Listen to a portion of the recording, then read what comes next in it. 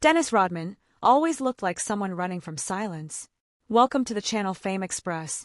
To basketball fans, Dennis Rodman seemed impossible to ignore. Bright hair, wild interviews, chaotic energy. He turned himself into one of the most unforgettable personalities sports had ever seen. And for years, people assumed that confidence was real because it looked so loud. Sometimes pain is loud too. Long before the championships and controversy, Rodman's life was shaped by abandonment, instability, and loneliness. He often spoke about feeling unwanted as a child, drifting through life without direction or emotional security. Basketball didn't instantly heal those wounds. It simply gave them a stage. And on that stage, he became legendary. Rodman fought for rebounds with a kind of desperation that felt deeply personal. While other players chased points and headlines, he built his identity around sacrifice, defense, and physical punishment. Night after night, he threw his body across hardwood floors as if exhaustion itself had become familiar. Fans admired the intensity. Very few stopped to wonder what it cost him emotionally. His years with the Chicago Bulls turned him into a global icon. Standing beside figures like Michael Jordan and Scottie Pippen, Rodman helped create one of the greatest dynasties in sports history. Yet even at the height of success, there was always a strange sadness surrounding him.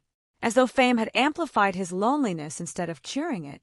The public often treated Dennis Rodman like entertainment before understanding him as a human being. His unpredictability became comedy for television audiences. His emotional struggles became tabloid headlines. The louder he behaved, the less people seemed to notice that something underneath him still looked broken. And aging only made those contradictions harder to hide. At 68, Rodman appears far different from the untouchable athlete people remember. Time has softened parts of him. There are moments now where he seems reflective, almost tired of carrying the same public image for decades.